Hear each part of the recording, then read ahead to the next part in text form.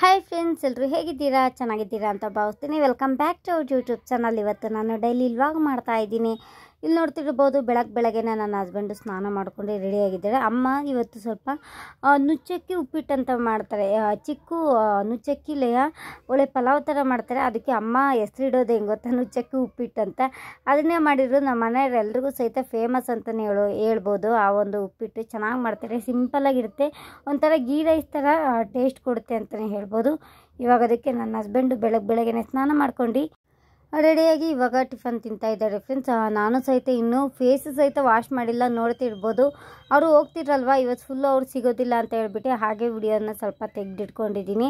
ಇವತ್ತು ಇನ್ನೊಂದು ವಿಚಾರ ಏನಪ್ಪ ಅಂತಂದರೆ ತುಂಬ ಖುಷಿಯಾದ ವಿಚಾರ ಅಂತಲೇ ಹೇಳ್ಬೋದು.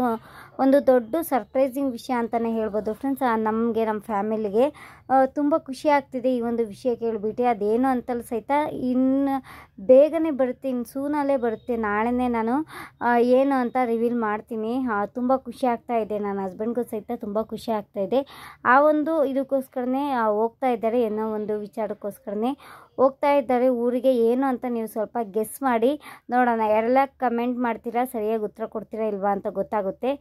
ನನಗಂತೂ ತುಂಬ ಖುಷಿ ಆಗ್ತಾ ಇದೆ ಫ್ರೆಂಡ್ಸ್. ನನ್ನ ಹಸ್ಬೆಂಡ್ಗೂ ಸಹಿತ ಖುಷಿ ಆಗ್ತಾ ಇದೆ. ನಾನು ಖುಷಿ ಆದರೆ ಅವ್ರಿಗೂ ಸಹಿತ ಖುಷಿ ಅಲ್ವಾ, ಅದಕ್ಕೆ ನನ್ನ ಹಸ್ಬೆಂಡ್ಗೂ ಖುಷಿ ಆಗ್ತಾ ಇದೆ ಇದೇ ವಿಚಾರಕ್ಕೆ ಅಂತ. ಊರಿಗೆ ಹೋಗಿದ ತಕ್ಷಣವೇ ನಾಳೆ ಬೆಳಗ್ಗೆ ಬಂದುಬಿಡ್ತಾರೆ.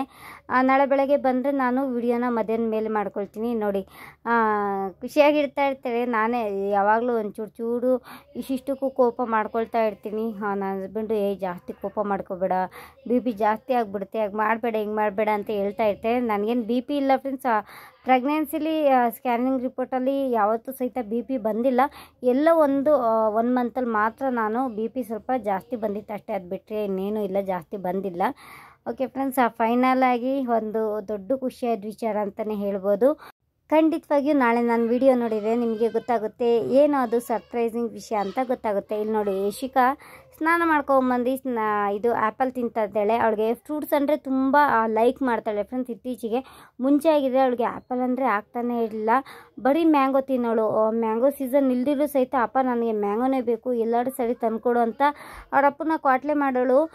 ಮ್ಯಾಂಗೋ ಅಂದರೆ ತುಂಬ ಫೇವ್ರೇಟ್ ಅಂತಲೇ ಹೇಳ್ಬೋದು. ಚೆನ್ನಾಗಿ ತಿನ್ನೋಳು. ಮ್ಯಾಂಗೋ ಜ್ಯೂಸ್ ಆಗಿರ್ಬೋದು ಮನೆಯಲ್ಲೇ ಮಾಡ್ಕೊಡ್ತಾ ಇದ್ದೆ ಯಶಿಕಾಗೆ. ಮ್ಯಾಂಗೋ ಜ್ಯೂಸು, ಮ್ಯಾಂಗೋ ಹಣ್ಣು, ಮ್ಯಾಂಗೋ ಕಾಯಿ ಬರುತ್ತೆ ನೋಡಿ, ಮಾವಿನಕಾಯಿ, ಅದು ಯಾವುದು ತಿಂತಾ ಇರಲಿಲ್ಲ. ಆದರೆ ಹಣ್ಣು ತುಂಬ ಚೆನ್ನಾಗಿ ತಿನ್ನೋಳು. ಜಾಸ್ತಿನೂ ಸಹಿತ ಮ್ಯಾಂಗೋ ತಿನ್ನಬಾರ್ದು ಮಗುಗೆ, ಅಷ್ಟೊಂದು ಒಳ್ಳೆಯದಲ್ಲ, ಹೊಟ್ಟೆ ನೋವು ಜಾಸ್ತಿ ಬರ್ತಾ ಇರುತ್ತೆ. ಈ ಸೀಸನಲ್ಲಿ ಎಲ್ಲಿ ಸಿಗುತ್ತೆ ಅಲ್ವಾ ಫ್ರೆಂಡ್ಸ್ ಮ್ಯಾಂಗೋ. ಅದಕ್ಕೆ ಸ್ವಲ್ಪ ಆ್ಯಪಲ್ಲು, ಪ್ರೊಮೊಗ್ರಾನೇಟು ಅದೆಲ್ಲನೂ ಸಹಿತ ತಂದಿದ್ದಾರೆ ತಿನ್ನಲಿ ಅಂತ. ಅವಳು ಕೇಳ್ತಾ ಇರ್ತಾಳೆ, ಅಮ್ಮ ನ್ಯಾಷನಲ್ ಫ್ರೂಟ್ಸು ನನಗೆ ಕೊಡಮ್ಮ, ಅಮ್ಮ ರಾಷ್ಟ್ರೀಯ ಹಣ್ಣು ಕೊಡಮ್ಮ ನನಗೆ, ಅಮ್ಮ ರಾಷ್ಟ್ರೀಯ ಹಣ್ಣು ಮ್ಯಾಂಗೋ ಕೊಡಮ್ಮ ನನಗೆ ಅಂತ ಕೇಳ್ತಾ ಇರ್ತಾಳೆ.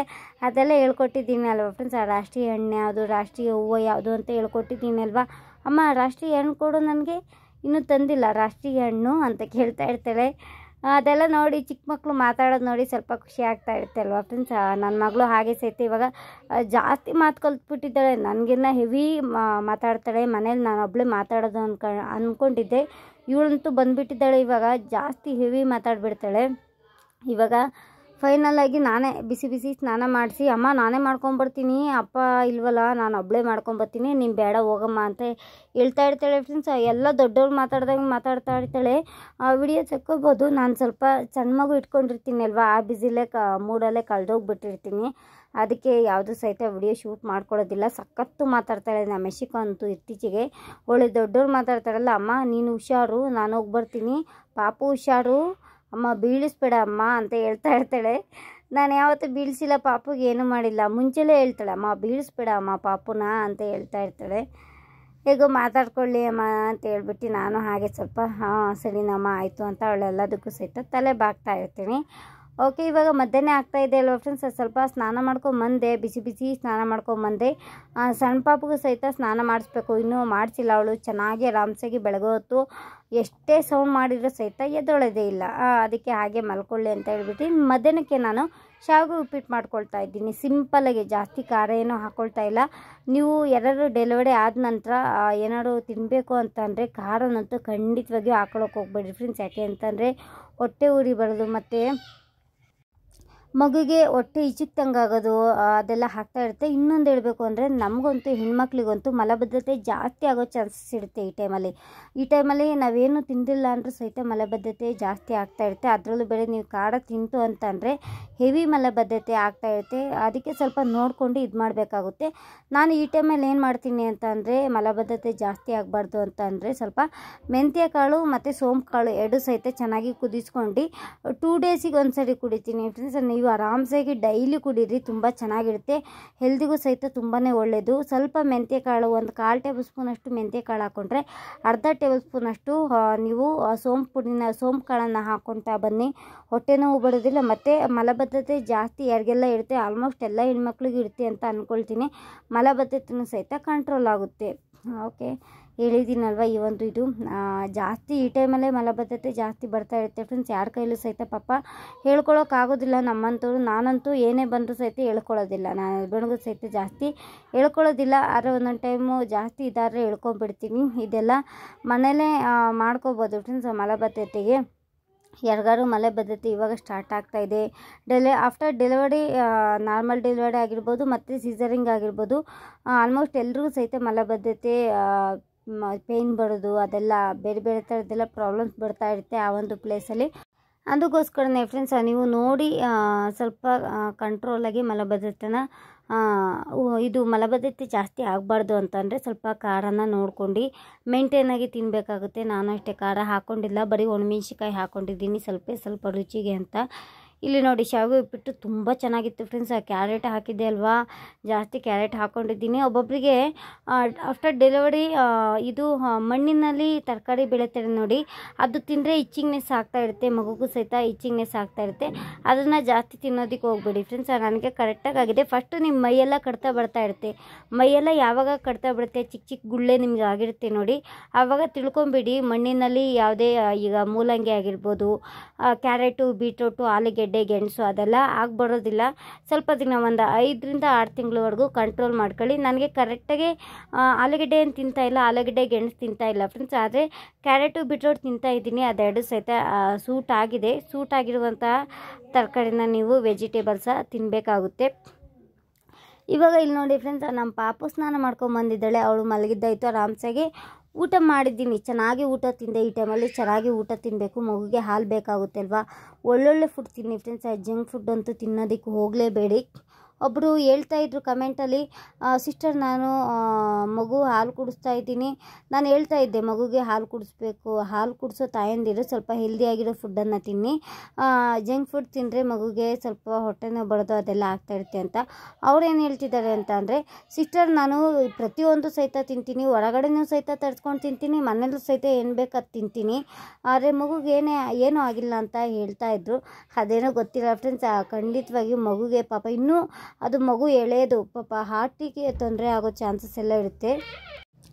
ಮತ್ತು ಮಗು ಕಿಡ್ನಿಗೆಲ್ಲ ಸ್ವಲ್ಪ ಎಫೆಕ್ಟ್ ಬೀಳೋ ಚಾನ್ಸಸ್ ಇರುತ್ತೆ ಫ್ರೆಂಡ್ಸ್. ಒಳ್ಳೊಳ್ಳೆ ಫುಡ್ಡನ್ನು ತಿನ್ನಬೇಕಾಗುತ್ತೆ. ಜಂಕ್ ಫುಡ್ ಅಂತೂ ತಿನ್ನೋದಕ್ಕೆ ಹೋಗ್ಬೇಡಿ ಫ್ರೆಂಡ್ಸ್. ಏನೋ ಬಾಯಿ ರುಚಿಗೆ 1-2 ತಿನ್ನಿ, ಅದು ಬಿಟ್ಟರೆ ಹೊಟ್ಟೆ ತುಂಬ ತಿನ್ನೋದು ಮತ್ತು ಮಗುಗೆ ಸಖತ್ತು ಹೊಟ್ಟೆ ಇಟ್ಕೊಳ್ಳೋದು, ಕಿರಿಕಿರಿ ಮಾಡೋದು ಅದೆಲ್ಲ ಮಗು ಆಗ್ತಾ ಇರುತ್ತೆ. ಮಗು ಇದ್ಕಿದ್ದಂಗೆ ವೀಕ್ ಆಗಿಬಿಡುತ್ತೆ, ಜಾಸ್ತಿ ವಾಮಿಟೇಷನ್ನು, ಗಟ್ಟಿಯಾಗಿ ಮೊಸರು ಥರ ಮಾಡೋದು ಅದೆಲ್ಲ ಆಗ್ತಾ ಇರುತ್ತೆ. ಮಗು ಕಾಮನ್ನಾಗಿ ವಾಮಿಟಿಂಗ್ ಮಾಡ್ತಾ ಇರುತ್ತೆ. ಆದರೆ ನೀವು ಸ್ವಲ್ಪ ಜಾಸ್ತಿ ವಾಮಿಟಿಂಗ್ ಮಾಡ್ತಾ ಇದೆ ಅಂತಂದರೆ ನಿಮ್ಮ ಫುಡ್ಡಲ್ಲೇ ವ್ಯತ್ಯಾಸ ಆಗಿದೆ ಅಂತ ಅರ್ಥ ಫ್ರೆಂಡ್ಸ್. ಇವಾಗ ಮಗುಗೆ ಹಾಲು ಕುಡಿಸೋ ತಾಯಂದಿರು ನೋಡ್ಕೊಂಡು ಫುಡ್ಡನ್ನು ತಿನ್ನಬೇಕಾಗುತ್ತೆ. ಸ್ವಲ್ಪ ಕಾಳುಗಳ್ನ ಚೆನ್ನಾಗಿ ತಿನ್ನಿ ಫ್ರೆಂಡ್ಸ್. ಈಗ ಮೊಳಕೆ ಕಾಳು ಬರುತ್ತೆ ಅಲ್ವಾ, ಕಡಲೆಕಾಳು ಆಗಿರ್ಬೋದು, ಹೆಸರು ಕಾಳು ಆಗಿರ್ಬೋದು, ಮೊಳಕೆ ಕಟ್ಕೊಂಡು ಚೆನ್ನಾಗಿ ತಿನ್ನಿ, ಏನೂ ಆಗೋದಿಲ್ಲ. ಹಸಿ ತಿನ್ನೋದಕ್ಕಂತೂ ಹೋಗಲೇಬೇಡಿ. ಹಸಿ ತಿಂದರೆ ಸ್ವಲ್ಪ ಮಗುಗೆ ಶೀತ ಆಗೋ ಚಾನ್ಸಸ್ ಇರುತ್ತೆ.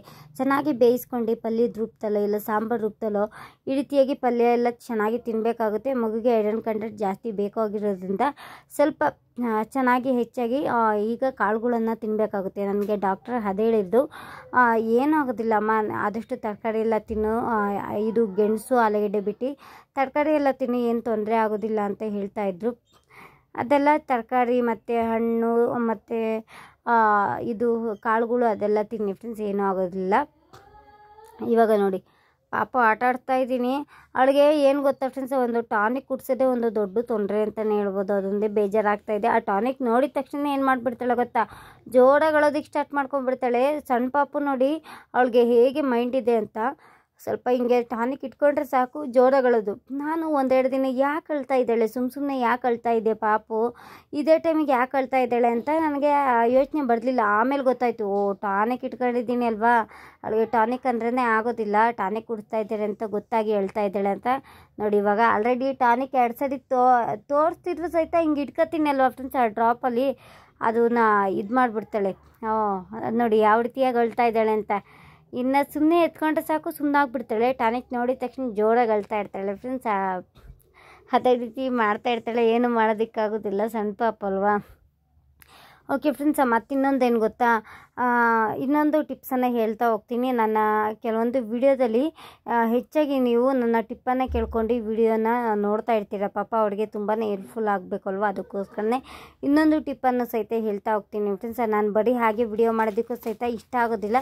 ಏನಾದ್ರು ಒಂದು ಇಂಪಾರ್ಟೆಂಟ್ ವಿಷಯ ಮಾತಾಡಬೇಕು ನಿಮ್ಮ ಜೊತೆ, ನಿಮಗೂ ಸಹಿತ ಹೆಲ್ಪ್ಫುಲ್ ಆಗಬೇಕು, ನಿಮಗೆ ವಿಡಿಯೋ ನೋಡೋದಕ್ಕೂ ಸಹಿತ ಚೆನ್ನಾಗಿರಬೇಕು ಅಂತ ಒಂದು ಟಿಪ್ಪನ್ನು ಹೇಳ್ತಾ ಹೋಗ್ತೀನಿ. ಹಾಲು ಕುಡಿಸ್ತೀರಲ್ವ ಮಕ್ಕಳಿಗೆ, ಹಾಲು ಕುಡಿಸೋ ಮಕ್ಕಳಿಗೆ ಸ್ವಲ್ಪ ಮಗು ತುಟ್ಟಿ ಜಾಸ್ತಿ ಕಪ್ಪಾಗ್ತಾ ಇರುತ್ತೆ ಬರ್ತಾ ನೋಡೋದಕ್ಕೆ ಆಗೋದಿಲ್ಲ. ಮಗು ತುಟ್ಟಿ ಕಪ್ಪಾಗಿರೋದ್ರಿಂದ ನಿಮ್ಮ ತಾಯಂದಿರಾಗಿರ್ಬೋದು, ನಿಮ್ಮ ಗಂಡಂದಿರು ಅಕ್ಕಪಕ್ಕ ನೋಡಿ, ಅಯ್ಯೋ ಮಗು ತುಟ್ಟಿ ನೋಡಿ ಕಪ್ಪಾಗಿದೆ, ಏನು ಮಾಡಿದೆ, ಹಾಲು ಕುಡಿಸ್ಬೇಕಾದ್ರೆ ನೀನು ಬಟ್ಟೆಲಿ ಚೆನ್ನಾಗಿ ಒರೆಸೋದಿಲ್ಲ, ಅದಕ್ಕೆ ಮಗು ತುಟ್ಟಿ ಕಪ್ಪಾಗಿದೆ ಅಂತ ಬೈತಾ ಇರ್ತಾರೆ. ಫಸ್ಟ್ ಆಫ್ ಆಲ್ ನೀವು ಮಗುಗೆ ಹಾಲು ಕುಡಿಸ್ತಾ ಇದ್ದೀರಲ್ವ, ಹಾಲು ಕುಡಿಸಿದ್ದಾದಮೇಲೆ ಮಗುನ ತುಟಿನ ಚೆನ್ನಾಗಿ ಒಂದು ಬಟ್ಟೆ ಇಟ್ಕೊಂಬಿಡಿ. ಒಂದು ಚಿಕ್ಕ ಕರ್ಚಿಫು ಸಾಫ್ಟಾಗಿರ್ಬೇಕಾದ್ರೆ ತುಂಬ ರಫ್ ಆಗಿರಬಾರ್ದು, ತುಟಿನೂ ಸಹಿತ ಸಾಫ್ಟ್ ಅಲ್ವಾ. ಹಾಲು ಕುಡಿಸಿದ ನಂತರ ನೀವು ತುಟಿನ ಚೆನ್ನಾಗಿ ಒರೆಸ್ಬೇಕಾಗುತ್ತೆ. ಇದು ಯಾರು ಹೇಳಿದ್ರು ಅಂದರೆ ನಮ್ಮ ಅತ್ತೆ ನಮ್ಮಮ್ಮ ಹೇಳ್ತಾ ಇರ್ತಾರೆ ಅವಾಗ. ಎಷ್ಟೊಂದು ಸಹಿತ ಇದೇ ರೀತಿ ಕಪ್ಪಾಗುತ್ತೆ ಫ್ರೆಂಡ್ಸ್, ಅದಕ್ಕೆ ಹೇಳ್ತಾ ಇರ್ತೀನಿ. ನಿಮ್ಮ ಮಗುದು ಸಹಿತ ಇನ್ನು ಮುಂದೆ ಕಪ್ ಮಾಡ್ಕೊಳ್ಳೋದಕ್ಕೆ ಹೋಗಬೇಡಿ, ಅದು ಸ್ವಲ್ಪ ಮುಂದೆನೂ ಸಹಿತ ದೊಡ್ಡದಾಗಿ ಆಗಿಬಿಡುತ್ತೆ. ಮಗುಗೆ ಹಾಲು ಕುಡಿಸಿದ ತಕ್ಷಣ ಒಂದು ಬಟ್ಟೆ ತೊಗೊಂಡು ಹೊರಿಸ್ಬೇಕಾಗುತ್ತೆ. ಆವಾಗ ಸ್ವಲ್ಪ ತುಟಿ ಕಪ್ಪಾಗೋದು ಕಂಟ್ರೋಲ್ ಆಗಿಬಿಡುತ್ತೆ. ಒಬ್ಬೊಬ್ಬರು ಗೊತ್ತೇ ಇರೋದಿಲ್ಲ ಪಾಪ, ಒಬ್ಬರೇ ಇರ್ತಾರಲ್ವ, ಈ ಥರ ಏನು ಅಂತ ಗೊತ್ತಾಗೋದಿಲ್ಲ. ಹಾಗೆ ಹಾಲು ಕುಡಿಸ್ಬಿಟ್ಟು ಬಿಟ್ಟಿರ್ತೀರ, ಅದು ಹಾಲು ಕುಡಿಸ್ತಾ ಇರ್ತೀರಲ್ವ, ಅದು ಒಣಗಿ ತುಟಿ ಫುಲ್ಲು ಬ್ಲ್ಯಾಕ್ ಆಗಿಬಿಡುತ್ತೆ. ಆ ರೀತಿ ಬ್ಲ್ಯಾಕ್ ಆದರೆ ಏನು ಮಾಡಬೇಕು ಗೊತ್ತಾ ಫ್ರೆಂಡ್ಸ್, ಒಂದು ಟಿಪ್ಪನ್ನು ಸಹಿತ ಹೇಳ್ತೀನಿ. ಮಗುಗೆ ಹಾಲು ಕುಡಿಸಿದ ತಕ್ಷಣ ಇವಾಗ ಹಾಲು ಕುಡಿಸ್ತಾ ಇದ್ದೀರಾ ಅಂದರೆ ಒಂದು ಬಟ್ಟೆ ಹೊರಿಸಿ, ಇಲ್ಲ ಅಂತಂದರೆ ಮುಂಚೆನೇ ನನ್ನ ಮಗುದು ಆಲ್ರೆಡಿ ಸಿಸ್ಟರ್ ಫುಲ್ಲು ಕಪ್ಪಾಗಿದೆ ಅಂತ ಅನ್ನೋದಾದರೆ. ದಾಳಿಂಬೆ ಗಿಡ ಗೊತ್ತಿರುತ್ತೆ ಅಲ್ವ ಫ್ರೆಂಡ್ಸ್, ಆಲ್ಮೋಸ್ಟು ಹಳ್ಳಿ ಕಡೆ ಎಲ್ಲ ದಾಳಿಂಬೆ ಗಿಡ ಇರುತ್ತೆ. ಸಿಟಿನೂ ಸಹಿತ ಗಾರ್ಡನ್ನಲ್ಲಿ ದಾಳಿಂಬೆ ಗಿಡ ಬೆಳೆಸಿರ್ತೀರ. ದಾಳಿಂಬೆ ಗಿಡ ಬೆಳೆದ ನಂತರ ಹಣ್ಣಾಗಿರುತ್ತೆ ನೋಡಿ, ಹಣ್ಣಾಗೋದಕ್ಕೆ ಚಿಗುರು ಬರ್ತಾ ಇರುತ್ತೆ ನೋಡಿ, ಹೂವು ದಾಳಿಂಬೆ ಹೂವು ಬರುತ್ತೆ ನೋಡಿ, ರೆಡ್ ಕಲರಲ್ಲಿ ದಾಳಿಂಬೆ ಹೂವು ಬರುತ್ತೆ. ದಾಳಿಂಬೆ ಕುಡಿ ಅಂತಲೂ ಸಹಿತ ಒಬ್ಬೊಬ್ರು ಕರಿತೀರ. ದಾಳಿಂಬೆ ಕುಡಿಯಿಂದ ಸ್ವಲ್ಪ ತೊಗೊಂಬಂದು ನಿಮ್ಮ ಮಗುಗೆ ತುಟಿ ಭಾಗಕ್ಕೆ ಹಚ್ತಾ ಬರಬೇಕು, ಸ್ವಲ್ಪ ಇದು ರಬ್ ಮಾಡ್ತಾ ಬರಬೇಕು. ತುಟಿ ಪ್ಲೇಸಲ್ಲಿ ಯಾವ ಭಾಗದಲ್ಲಿ ಕಪ್ಪಾಗಿರುತ್ತೆ ನೋಡಿ, ತುಟಿ ಫುಲ್ಲು ನೀವು ರಬ್ ಮಾಡ್ತಾ ಬಂದರೆ ದಾಳಿಂಬೆ ದಾಳಿಂಬೆ ಚಿಕ್ಕದು ಚಿಗುರುತ್ತಾ ಇರುತ್ತೆ ನೋಡಿ ಹಣ್ಣಿಂದು, ಅದರಿಂದ ರಬ್ ಮಾಡ್ತಾ ಬಂದರೆ ನಿಮ್ಮ ಮಗಿಂದು ತುಟಿ ಬೇಗನೆ ಕಪ್ಪು ತುಟಿ ಇದ್ದಿದ್ದು ತುಂಬ ಚೆನ್ನಾಗಿ ಪಿಂಕ್ ತುಟಿಗೆ ಕನ್ವರ್ಟ್ ಆಗೋದಕ್ಕೆ ಸ್ಟಾರ್ಟ್ ಆಗ್ತಾ ಬರುತ್ತೆ. ತುಂಬಾ ಹೆಲ್ಪ್ಫುಲ್ ಆಗುತ್ತೆ ಫ್ರೆಂಡ್ಸ್. ಈ ಒಂದು ಟಿಪ್ಪನ್ನು ಫಾಲೋ ಮಾಡಿ ಫ್ರೆಂಡ್ಸ್, ಖಂಡಿತವಾಗಿ ಮಗು ತುಟಿ ಕಪ್ಪಾಗಿರುವಂತಹ ಪ್ಲೇಸಲ್ಲಿ ತುಂಬ ಕೆಂಪಗಾಗುತ್ತೆ. ನೀವು ಸಹಿತ ಟ್ರೈ ಮಾಡ್ಬೋದು, ದೊಡ್ಡವರು ಟ್ರೈ ಮಾಡ್ಬೋದು, ಚಿಕ್ಕ ಮಕ್ಕಳು ಸಹಿತ ಟ್ರೈ ಮಾಡ್ಬೋದು. ದಾಳಿಂಬೆ ಕುಡಿ ತಗೊಂಡು ಲಿಪ್ಪಿಗೆ ಚೆನ್ನಾಗಿ ರಬ್ ಮಾಡ್ಕೊಳ್ತಾ ಬಂದರೆ ಲಿಪ್ಪು ಸ್ವಲ್ಪ ಪಿಂಕಿಶ್ ಕಲರಲ್ಲಿ ಬರುತ್ತೆ, ಚೆನ್ನಾಗಿರುತ್ತೆ, ಒಂಥರ ನ್ಯಾಚುರಲ್ಲಾಗೆ ಪಿಂಕಿಶ್ ಲಿಪ್ ಅಂತಲೇ ಹೇಳ್ಬೋದು. ನೋಡಿ ನಮ್ಮ ಪಾಪು ಹೇಗೆ ನೋಡ್ತಾ ಇದ್ದಾಳೆ ಅಂತ. ಅವಳು ಮೊಬೈಲ್ ನೋಡಿದ ತಕ್ಷಣ ಸಾಕು, ಮೊಬೈಲ್ ಇಟ್ಟಿದ್ದಾರಲ್ವ ಇಲ್ಲಿ ಅಂತ ನೋಡ್ತಾ ಇರ್ತಾಳೆ.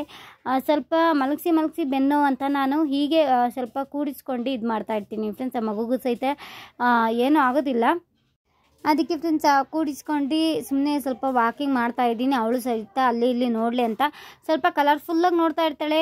ಬಟ್ಟೆ ಒಣಾಕಿರೋದು ಮತ್ತು ಆ ಬೀರು ರೆಡ್ ಕಲರ್ ಇದೆ ಅಲ್ವಾ, ಬೀರು ಆಗಿರ್ಬೋದು, ಕಲರ್ಫುಲ್ಲಾಗಿ ಏನೇನು ಕಾಣುತ್ತೆ ಅದೆಲ್ಲ ತಿರುಗಿ ನೋಡ್ತಾ ಇರ್ತಾಳೆ. ಈ ಕಲರ್ ಇದೆ ಅಲ್ವಾ ಅಂತ. ಜಾಸ್ತಿ ಹೆಚ್ಚಾಗಿ ಏನು ನೋಡೋದು ಗೊತ್ತಾ, ಅವಳು ಮೇಲೆ ಫ್ಯಾನ್ ನೋಡ್ತಾಳೆ ಮತ್ತು ಸ್ಕ್ರೀನ್ ನೋಡ್ತಾಳೆ. ನಮ್ಮ ಮನೆ ಕಿಟಕಿ ಪಕ್ಕನೇ ಅವಳನ್ನ ಮಲಗಿಸೋದು, ಕಿಟಕಿ ಸೈಡ್ ಮಲಗಿಸ್ತೀವಲ್ವ, ಅದನ್ನು ಕಿಟಕಿಲಿ ಸ್ಕ್ರೀನ್ ಹಾಕಿದ್ದೀವಿ. ತುಂಬ ಚೆನ್ನಾಗಿ ಸ್ಕ್ರೀನ್ ಏನು ಈ ಕಲರ್ ಇದೆ ಅಂತ ನೋಡ್ತಾ ಇರ್ತಾಳೆ. ಆವಾಗ ನನಗಂತೂ ಸಖತ್ತು ನಗು ಬರ್ತಾ ಇರುತ್ತೆ, ನೋಡಿ ಸ್ಮೈಲ್ ಮಾಡ್ತಾ ಇರ್ತಾಳೆ.